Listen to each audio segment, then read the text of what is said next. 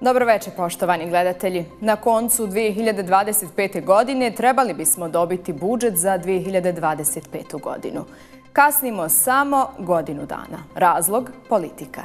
Svi se pitaju ko će biti glavni pregovarač Bosne i Hercegovine sa Europskom unijom, a mi pitamo hoćemo li ga uopšte i dobiti. Razlog? Političke blokade. Milorad Dodik je još jednom šokirao sve normalne ljude u Bosni i Hercegovini svojim fašističkim govorom i islamofobičnim istupima. Traži se reakcija CIK-a i tužilaštva Bosne i Hercegovine. Pardon, CIK je već reagovao. Ako reakcije ne bude, razlog su političke opstrukcije. U Narodnoj skupštini RS-a standardni haos. Razlog? Politička previranja. Dobro večer, Bosno i Hercegovino, državo u kojoj je politika i alfa i omega svih procesa. Sa politikom liježemo, s politikom se budimo, od politike umiremo, bježimo, raseljavamo se, iseljavamo. Šta je lijek za bolest koja se politika zove? Počinje Bosanski vjesnik. Ostanite s nama.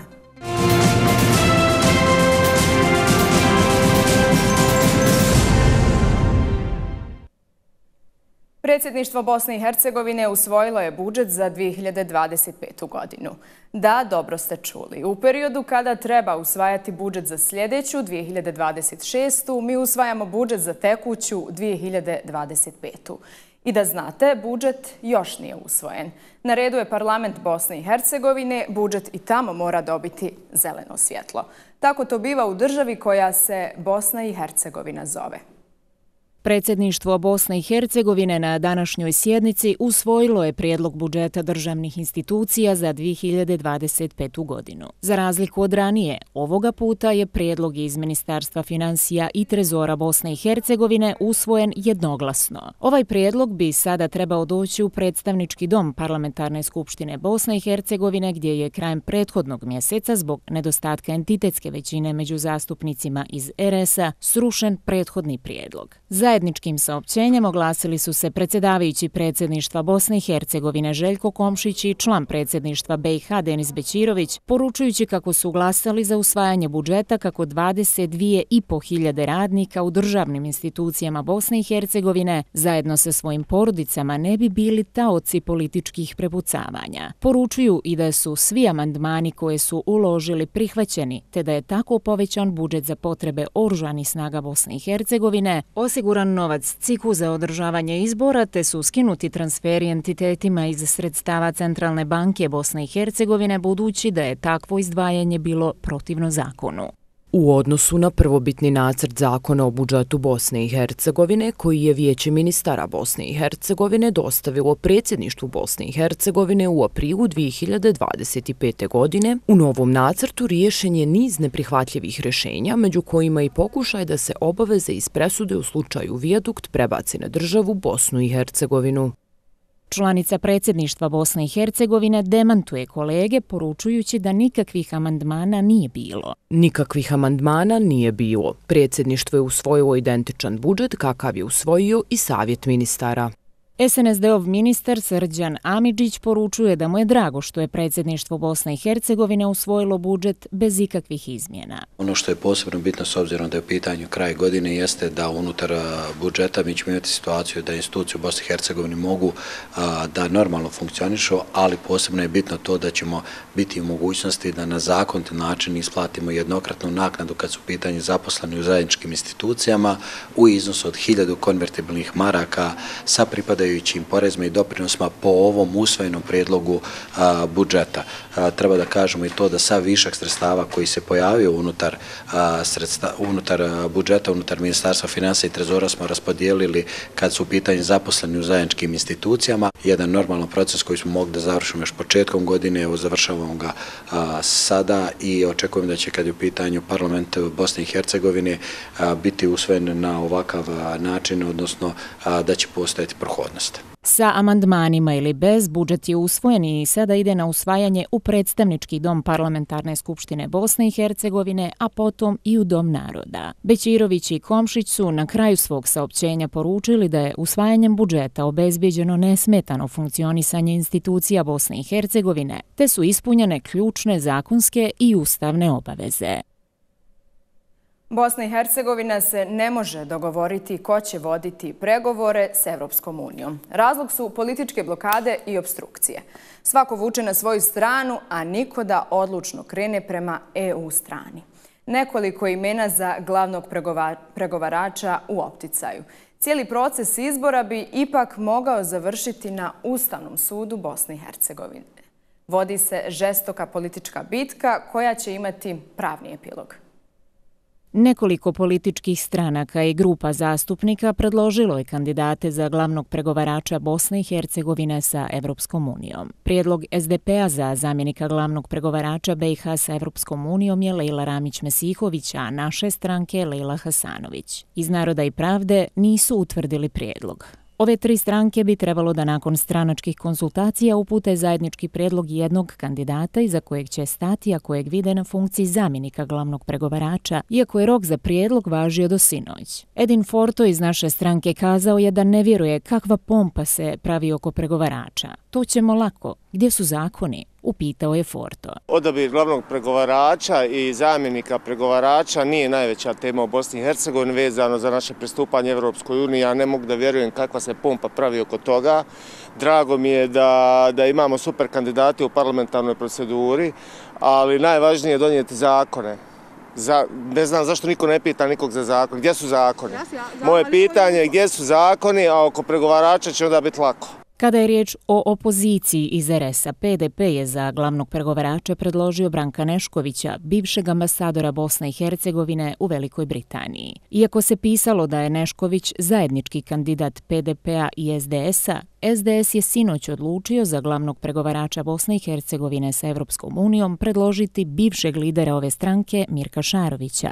SNSD-ov Staša Košarac poručio im je da žele glavnog šegrta koji po pameti ide u OHR.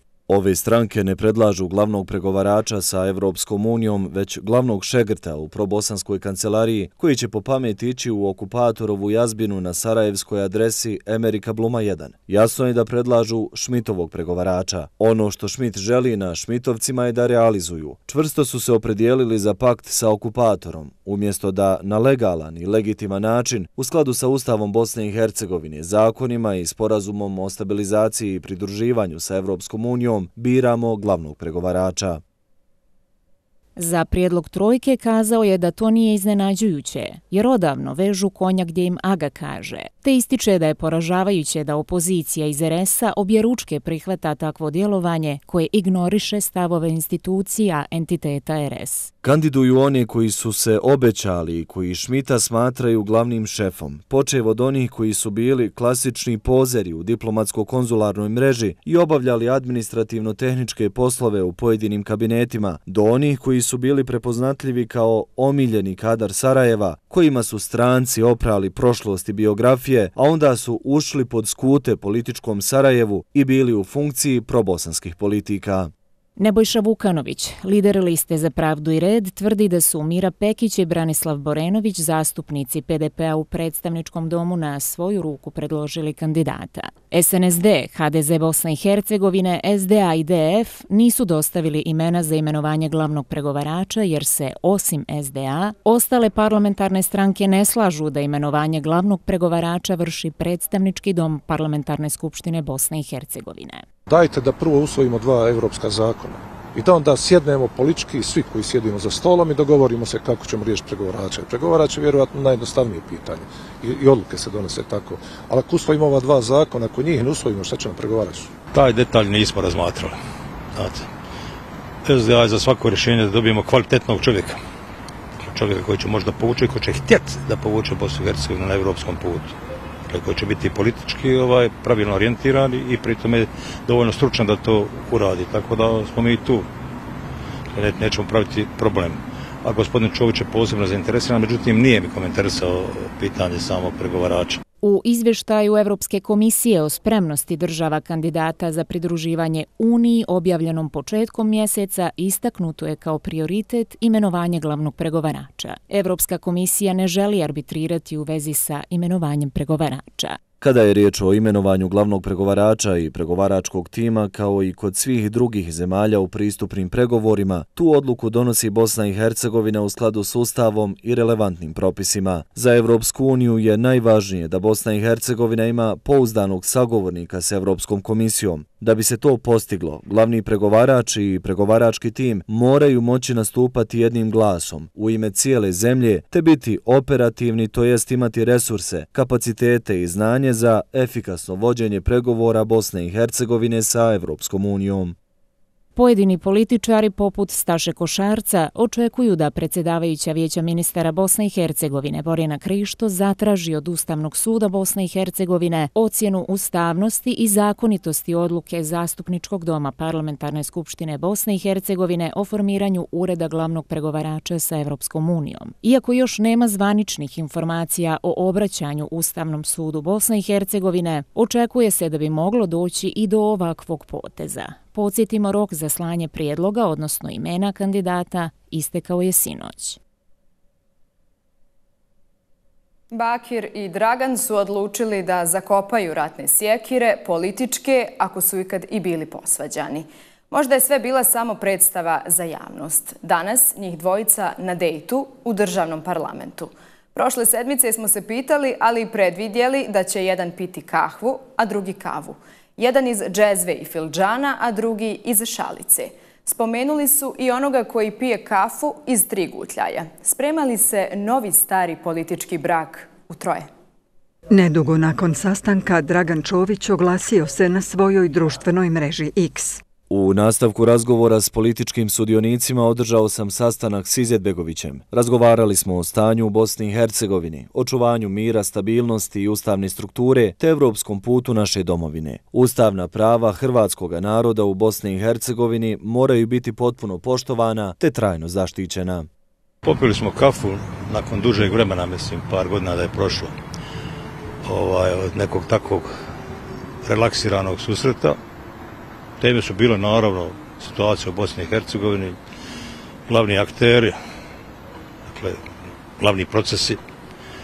Gospodin Čović je osobito zainteresiran za nastavak deblokade evropskog puta, a ja sam bio posebno zainteresiran za donošenje zakona o proporcionalnoj zastupljenosti.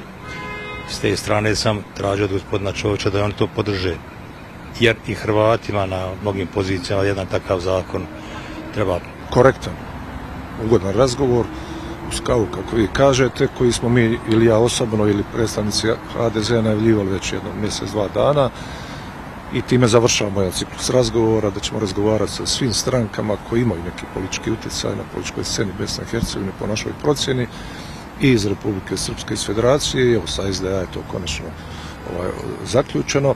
Vidjet ćemo kako ćemo dalje razgovarati. Naravno, pričali smo isključivo o onome što je danas politički problem funkcioniranja Bosne i Hercegovine. Svaki iznio neke svoje stavove. Obzirom nismo dugo razgovarali, mi smo se jednom samo usputno sreli u Crnoj Gori prije nekog vremena kroz organizaciju EPP-a, dalje komunikacije nije bilo bar na ovoj razini. Ja sam zainteresiran za koaliciju koja će najjača stranka da predvodi koaliciju. Prema tome nemamo, to treba i drugi biti zainteresirani da uđu u tu koaliciju. Mi koaliciju u budućnosti ne razmišljamo, nismo još napravili, mi ćemo tek idući petak imati predsjedništvo stranke i središnji odbor gdje ćemo odrediti naše organizacijska tijela koje će voditi izbore. Tako da pričamo o vremenu do 10. mjeseca šta ovo partnerstvo koje danas imamo možemo izvući još. Mora najjači da predvodi, onaj koji ima najviše kadrova, najviše iskustva, mora da predvodi stvar da bismo se izvukli iz ovakve situacije. Nama je cilj da ova vlada, odnosno vijeće ministara i parlament funkcioniraju u mjeri koliko je to maksimalno moguće. Prije svega zbog evropskog puta i zbog mira i stabilnosti. A ostalo vidjet ćemo. Kampanja će krenuti, vjerojatno ona je krenula prije 5-6 mjeseci na različite načine. Svako nešto pokušava i kod Bošnjaka, i kod Srba, i kod Hrvata. Ja sam uvjeren da ovo vrijeme treba iskoristiti na pravi način. Prije svega da budemo, evo reći, vrlo pristojno, društveno odgovorni. Ovo jednostavno ne ide ovako više. Jer prije svega ti ljudi nemaju kadrova, nemaju iskustva. To su pripravnici u politici koji prave greške. Na naše oči svaki dan rezultati su jako loši. Kako gledate na ukidanje američkih sankcija, gospodin Dodik? Ništa posebno, no kako vi gledate? Gospodine Čoviću, je li mi dalje partner SNSD politički? Naravno da je partner, zašto ne bio? Oni koji imaju kapacitet da donose odluke moraju biti partneri. Što god ko misli o tome. Tužilaštvo BiH je obustavilo istragu kada govorimo o gospodinu Dodiku, Stevandiću i Viškoviću. Kako komentirate? Navodno nije bilo dovoljno dokaza, a s druge strane smo čuli da je mnogo dokaza da bi se takav jedan potez uradio. Naravno da su trebali da nastave proces. Međutim, ja mislim da smo mi zemlja u kojoj previše svi gledaju u oči strancima. U oči utjecanjem strancima. Pretjerano busamo se u prsa da smo suvereni, prije svega taj sistem pravosudni koji zaista treba da bude suveren, previše gledamo očnicima u oči. Ako svakodnevno pričate loše o jednom narodu, blatite ga, ismijavate i na najgori mogući način vrijeđate i ponižavate, da li ćete biti pozvani na red? Neki hoće, a neki uprkos svemu što kažu, samo su senzacija. Govore Milorada Dodika iz Bijeljine i istočnog Sarajeva ne bismo prenosili jer za nas nisu senzacija. Opasni su do te mjere da je Dodik već trebao biti u tužilačkim i pravosudnim institucijama na ispitivanju u svojstvu osumnjičenog. Ovo je čisti fašizam. Zašto institucije Bosne i Hercegovine šute i ne reaguju? Ili je iza njih Dodik senzacija? Ja sam uvijek za dogovor. Mada moram da priznam da sam se dobro relaksirao, da ne moram one smutne face tam da gledam i da hodam po smrdljivim sarajevskim hodnicima koji kad uđete samo smrdaju na burek, sirnicu, zeljanicu i to, ne može da izbiješ da je smrad koji to okupira 3 dana, ne mogu da dišem. Nekad te pite lijepo, znaju mirisati. Tako da sam se toga oslobodio. Rekli ste nećete nikad otići u Sarajevo? Neću. Što, nikad nisam imao neku, hoću u istočno Sarajevo. Da, mislim na Sarajevo. Ali dole onaj čumez, šta će ja tole? On je sam dovoljno čumez da i ne moram ja još iritirati. Ja nisam neko ko se smuca ili neko ko se boji. Mada su ovi svašta pričali, ovi razni Šmitovci, Balije, Benovci i ostali koji su svašta govorili iz nekog svog razloga. Bosna i Hercegovina nije nikakav okvir u kojem mi treba da živimo. I ja to uporno govorim. Muslimani mrze Srbiju. Mi njih ne mrzimo. Muslimani ne žele Republiku Srpsku. Dok je bio Karadžić na slobodi, u Sarajevo je došao meni Željke, jedan ambasador, tada iz te loše američke administracije, i na mene galami i kaže, znaš ti šta si ti uradio? Kažem ja, baš sam briga, nešto sigurno dobro čim ti galami. Kaže, znaš šta mi kaže u Sarajevo? Karadžić još nije bio uhapšen, kaže, zamijenili bi mi Karadžića za Dodika, dajte nam Dodika, pustite za Karadžić. On nam je veći problem na to. I ja sam uvjeren da stabilnost koju radimo, otklon od muslimana, ovaj grad ne smije dozvoliti dodatnu islamizaciju. Pustite vi te priče, isti smo ljudi, nismo ista vjera. Niko ne laže gore i više od Turčina. Tako da te sve njihove bombone koje nam daju ovdje, možete i trebate. Vi to ne moram vama da govorim o tome. I vi to savršeno dobro znate. Kako to imaju. Da se suprotstavimo veliko muslimanskom nacionalizmu koji je pretvoren i koji je inkarnacija onoga što se zove politički islam. Koji nije završio svoj posao ovdje. Nije njihova Bosna i Hercegovina. Kao što vidite, propada im priča u unitarnoj Bosni. Nema ni unitarne Bosne. Sve što pokušaju ne znaju. Samo iz jednog razloga. Što nisu svoji i zato što su podanici. Iz tog isključivog razloga samo. Za razliku od nas Srba, koji to znamo, umijemo i hoćemo. Mnogo puta sam od nekih muslimana čuo, kaže, joj, da si ti nama predsjednik. Ima jedna mala stvar, ja to nikada ne bio njema predsjednik.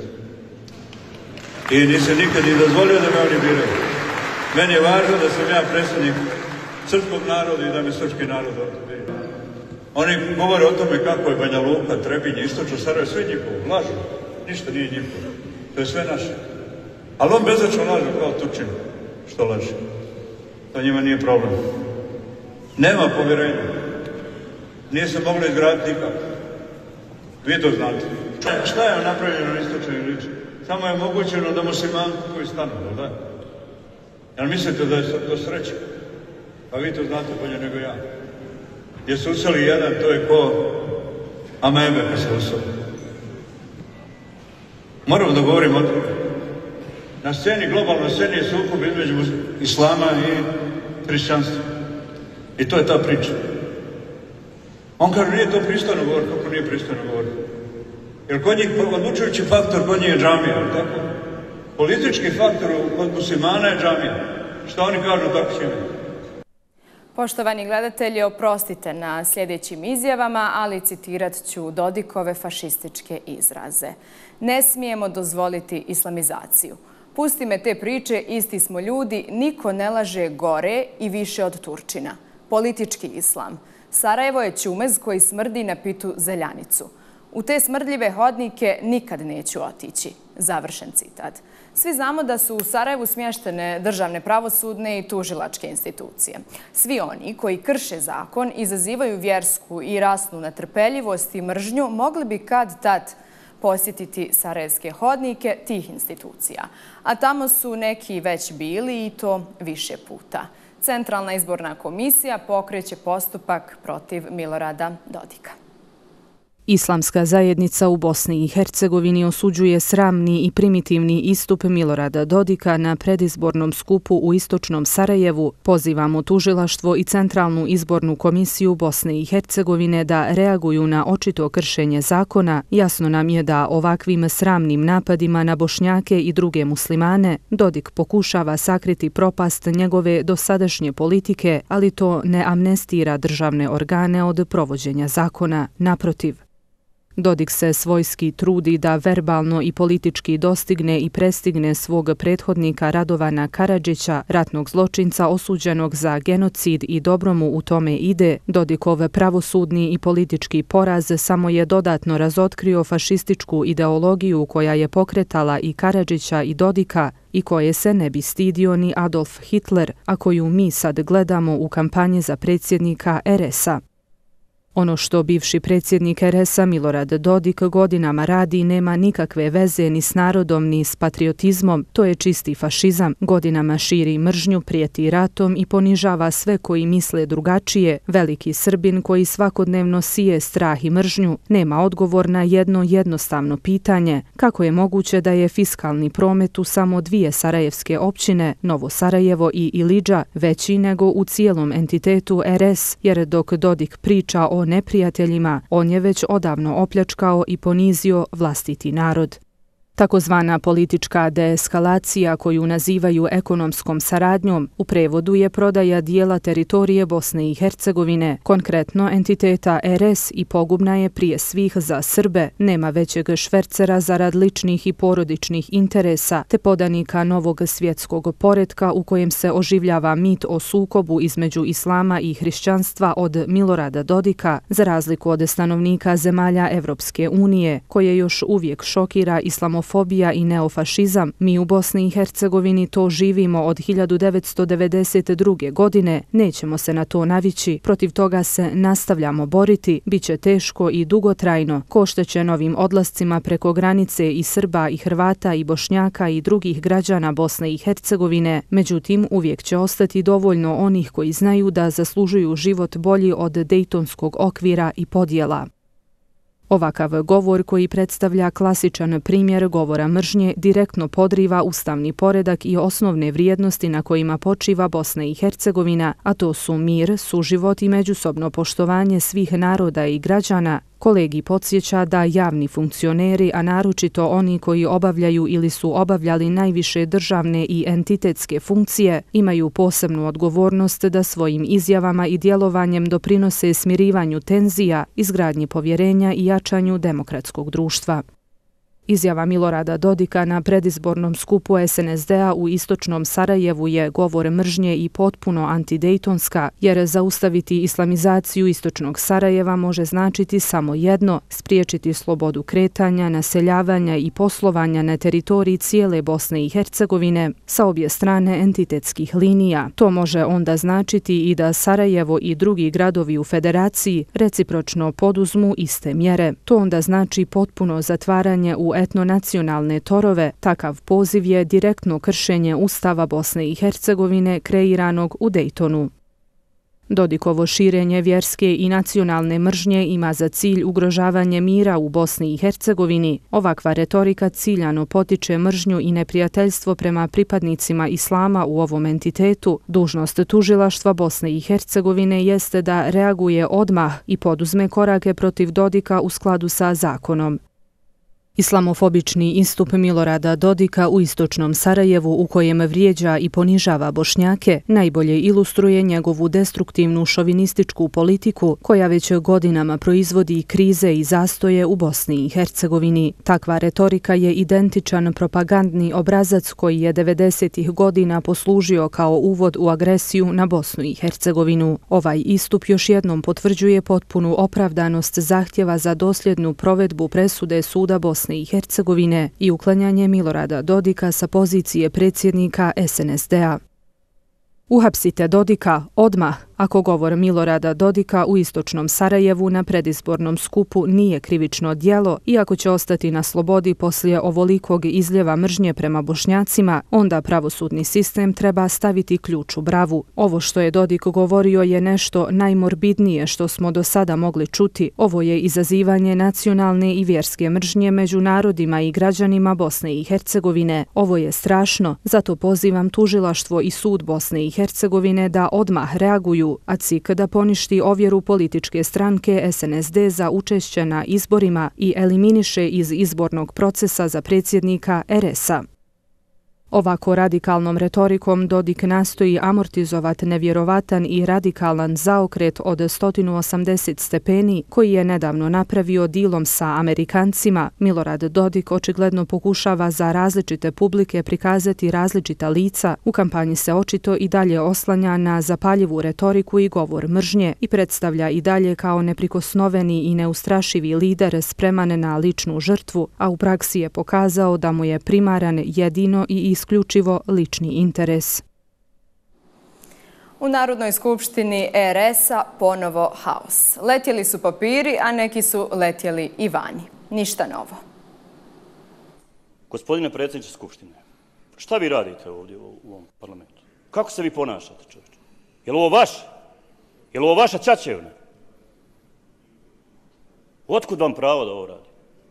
Jeste vi svjesni da vi ljude ovdje zaustavljate, ne date pričati, vi kažnjavate, vi radite, a stavite ruku u džep i odate ovdje poslanicima, obilazite i pričate sa njima, razgovarate i ometate nas.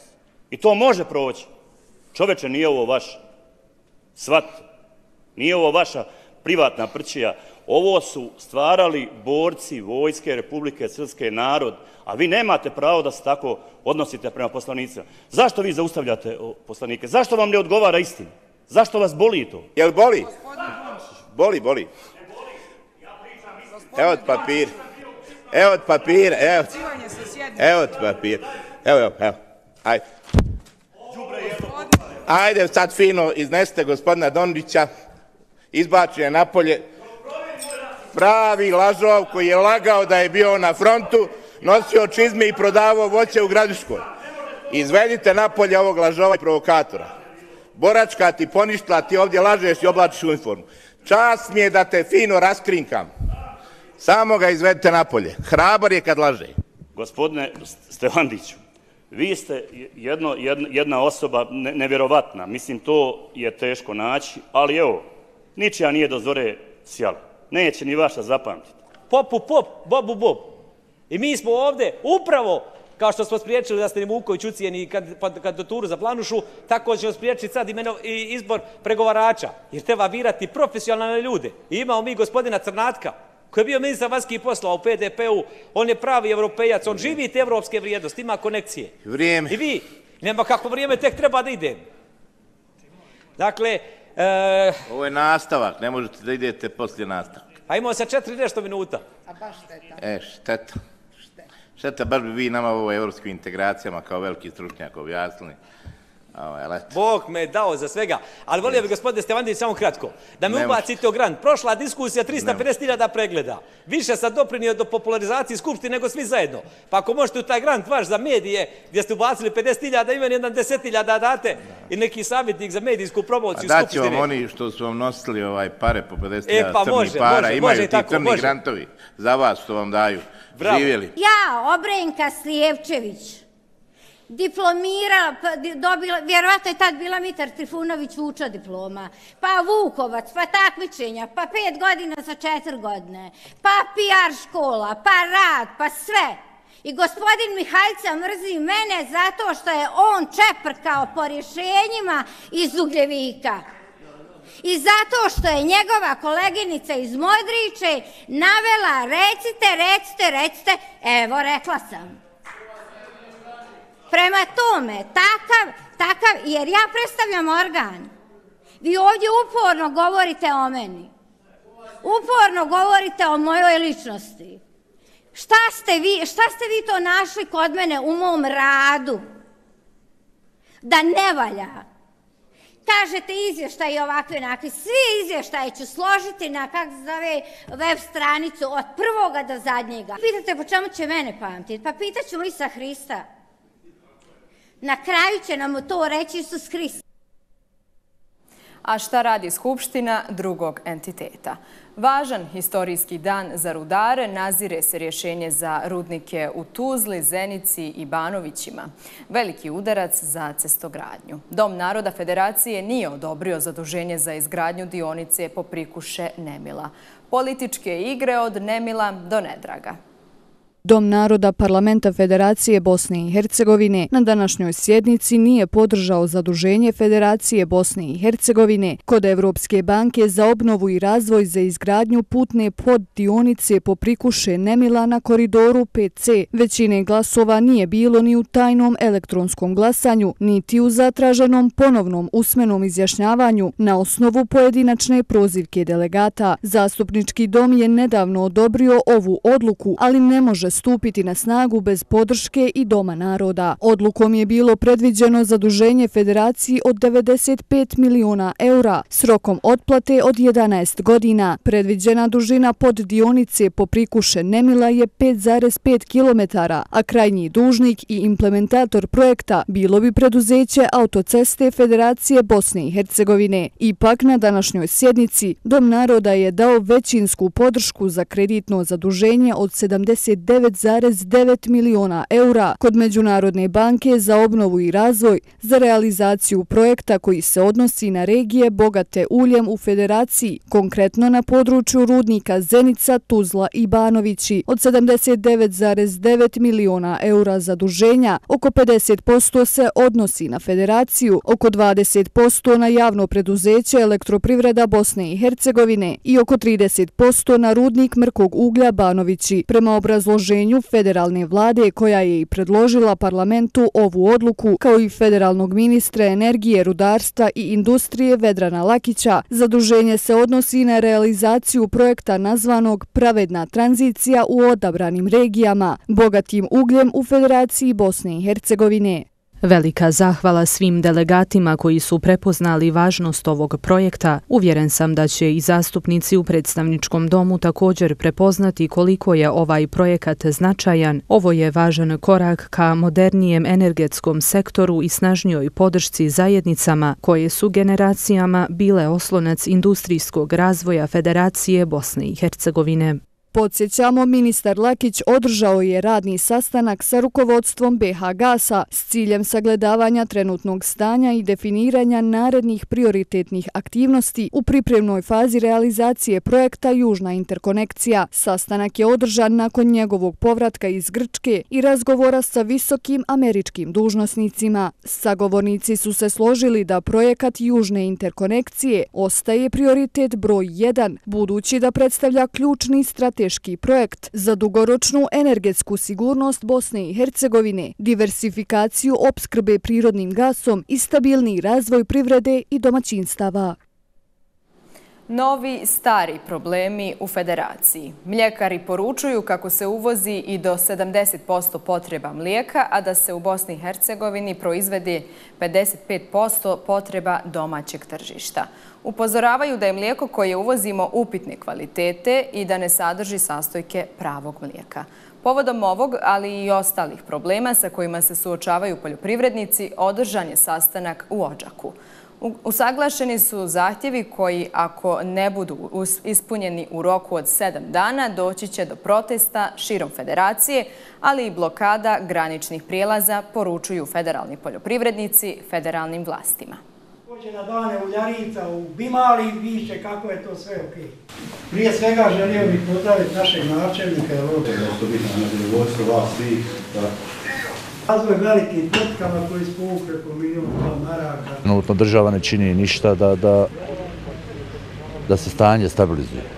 Kasnije isplate za pšenicu, ovdje konkretno u Posavini, sjetva se završila, sredstva još nisu isplaćena, poticajna, tako da je gomila problema. Sad ako ne bude nikakve reakcije vlasti, bit će problem i sa održivošću stočne proizvodnje. Da ćemo mi svoje zahtjeve, to ćemo proslijediti premijeru i federalnom ministru i Ministarstvu vanjske trgovine na državnom nivou.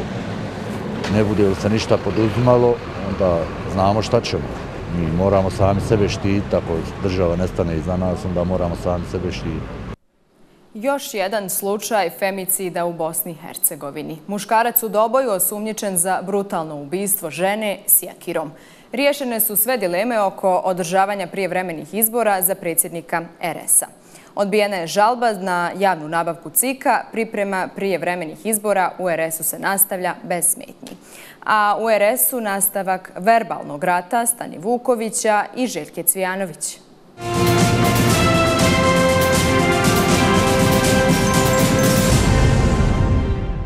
Milorad Dodik se sastao sa Igorom Kalabuhovom i poručio da Dejtonski sporazum predstavlja okvir za rješenje. Upoznao sam ambasadora sa činjenicom da je histerija koja je bila vidljiva kod Bošnjaka prethodnih godina u smislu priznavanja rata bila motivisana njihovom potrebom da nas isprovociraju u tom pogledu, što smo izbjegli i uspjeli smo da taj njihov narativ potpuno anuliramo. RS niti izmišlja, niti želi, niti hoće da ide ka članstvu u NATO, izjavio Dodik. Prevarant je onaj ko sluša Zagreb više nego Beograd i ko je Jasenovačku građu predao Hrvatima. Prevarant je onaj ko je rekao da neće na izbore, pa porekao. Prevarant je onaj ko je dao Litvancima aluminijum, a Mađarima daje elektroprivredu. Prevarant je onaj ko je raselio RS i učinio je metom, dok se usput enormno bogatio, poručio Draško Stani Vuković, reagujući na izjave Željke Cvijanović koja je najavila tužbu protiv njega i nazvala ga malim sitnim prevarantom. Jelena Trivić oplela po Stani Vukoviću. Prevarant je i onaj ko je sa Dodikom i Željkom gradio teniske terene i ostale korupcionaške projekte. Govorio kako je politički sazrio, a svima nama koji smo bili dosljedni u kritici režima poručivao kako još uvijek piškimo i kakimo u tutu i kako nismo skinuli pelene, izjavila Jelena Trivić. Tužilaštvo Bosne i Hercegovine zatražilo od institucija Moldavije podatke o ruskim kampovima na teritoriji entiteta RS. Tužilaštvo potvrdilo da njihovi službenici nastavljaju istraživati slučaj kampova u kojima su ruski instruktori obučavali državljane Moldavije. Jelena Trivić branila stranačkog kolegu Dončića koji je izbačen sa sjednice Narodne skupštine RS-a. Trivić poručila, dok je Dončić bio na ratištu, Stevandić je upadao u kuće civila drugih nacionalnosti u Kotor Varoši. Policijski službenici Policijske uprave Doboj uhapsili 82-godišnjeg muškarca inicijala Nđ zbog osnova sumnje da je izvršio krivično djelo teško ubistvo. Kako su naveli, muškarac inicijala Nđ se sumnjiči da je jučer u večernjim satima u dvorištu porodične kuće na području općine Stanari usmrtio ženu upotrebom hladnog oružja sjekira. Više stotina medicinara i drugog zdravstvenog osoblja u HNK ponovo održali protestnu šetnju s porukom da od svoje borbe za povećanje koeficijenta složnosti poslova neće odustati. Poručili i da neće biti mira sve dok njihovim zahtjevima ne bude udovoljeno, a resornog ministra zdravstva doktora Milenka Bevandu pozvali da podnese ostavku. UKC Tuzla objavio informacije da je svih 11 hospitalizovanih pacijenata povrijeđenih u požaru koji se desio u domu penzionera u stabilnom zdravstvenom stanju. Gradonačelnik Zagreba Tomislav Tomašević predložio zabranu uzvika za dom spremni. Gradska skupština Zagreba na dnevni red uvrstila prijedlog, u toku skupštinska rasprava. Dio nedavno otvorenog mosta urušio se u jugozapadnoj kineskoj pokrajini, na autocesti koja unutrašnjost Kine povezuje sa Tibetom. Izvještaja o žrtvama nije bilo. Turski tužioci zatražili potencijalnu kaznu zatvora od preko 2000 godina za gradonačelnika Istanbula Ekrema Imamoglua. Imamoglu i još 401 druga osoba se tereti za učešće u mreži korupcije, koja je navodno prouzrokovala štetu državi od 160 milijardi lira. Imamoglu optužio pravosuđe da djeluje pod pritiskom vlade.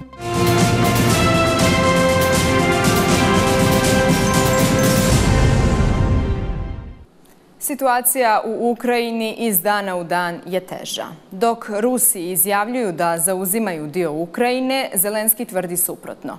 Je li bitka za kapiju Donjecka bitka za kapiju Ukrajine? A gdje je nestala kapija Gaze? Bitka za kapiju Donjecka, odnosno grad Pokrovsk, bjesni, a situacija je užarena i oko Mirnohada, grada na istoku Ukrajine. Zvanične informacije o napretku vojski su, kao i do sada, oprečne. Ukrajinci mole za pomoć i brzu reakciju, dok, kako kažu, nije kasno, a Zelenski tvrdi da ukrajinske snage drže svoje položaje oko Pokrovska i Dobropilja.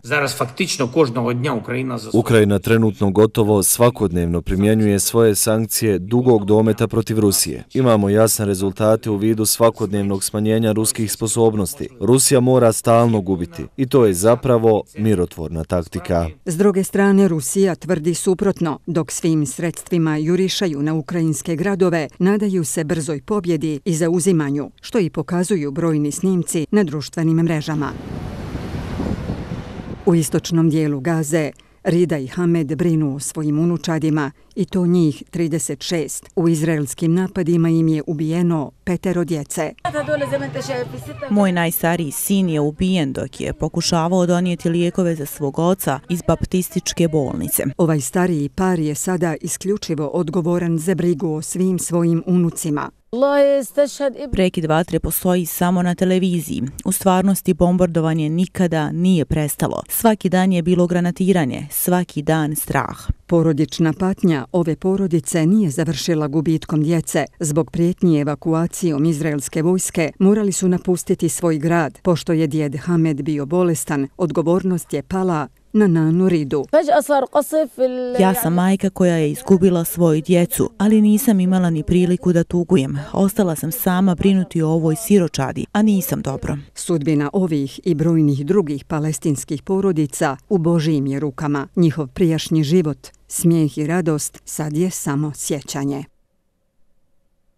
Ako Bosna i Hercegovina želi na svjetsko prvenstvo, mora se dobro potući s Rumunima u Zenici i s Austrijancima u Beču. Samo pravi ratnici mogu obezbijediti plasman Zmajevima na Mundijal. Amar Dedić je već dokazani ratnik, a pred medijima se prvi put pojavio i Novajlija u repki Emir Karić. Utakmica protiv Rumunije se igra u Zenici u subotu 15. novembra u 20:45, a protiv Austrije u Beču u utorak 18. novembra u istom terminu 15:09. Ja se osjećam veoma dobro. Bio sam malo povrijeđen 2 sedmice sad, ali eto, hvala Bogu, vratio sam se i spreman sam za ove utakmice. Također i ekipa koja jedva čeka, jer svjesni smo šta nam znači i ove zadnje 2 utakmice su nam najbitnije. Tako da spremni smo i jedva čekamo. Naravno sam jako ponosan i velika čast mi je.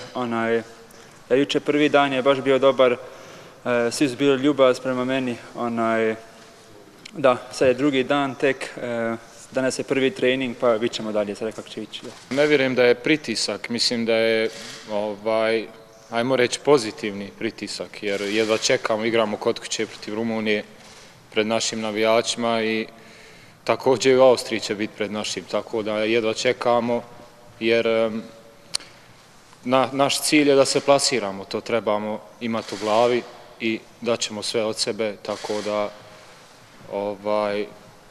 svaki dan treniramo, damo maksimum i da se spremimo za te utakmice. Naša pažnja je sada na Rumuniju, kako i šta će biti protiv Austrije, moram isto reći, još nisam tako razmišljao, zato što je bitna utakmica sad u subotu.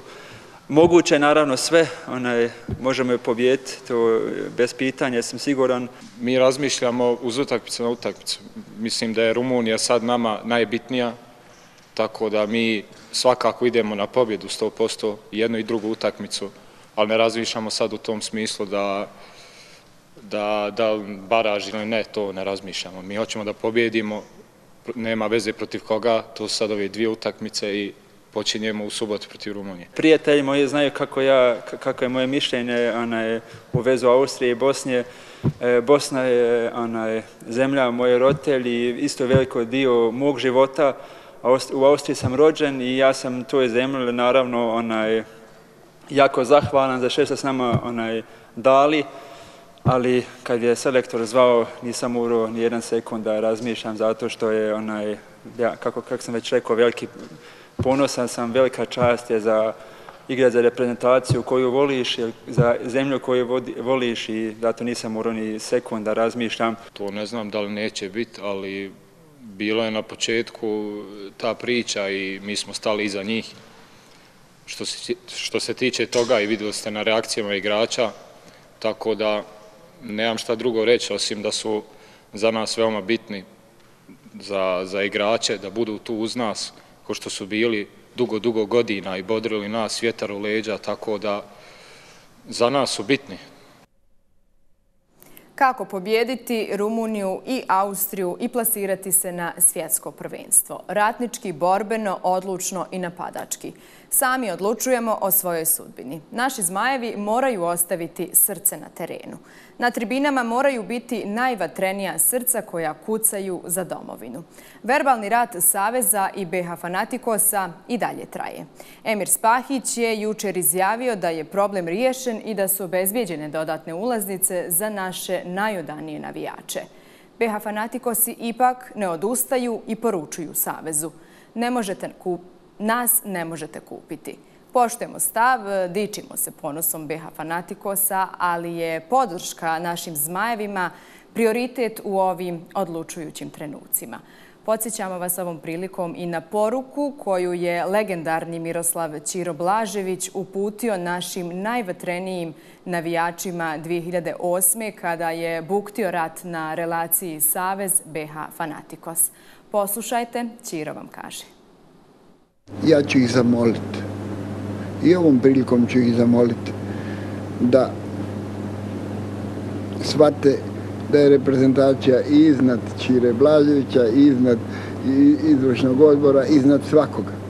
I da nije korektno, nije patriotski odgovorno da se ti sad protiv svoje reprezentacije zato što je tamo 5 ljudi i Ćiro sa njima, pa makar ga i ne volili, to nije razlog da ti ne voliš svoju reprezentaciju. Najrađe ne bi govorio o tome jer mi se čini nemoguće da mi idemo u jedan takav rat, jer kvalifikacije to je rat sa toliko borbi u prvom dijelu, toliko borbi u drugom, istina viteški rat, ali je ipak rat.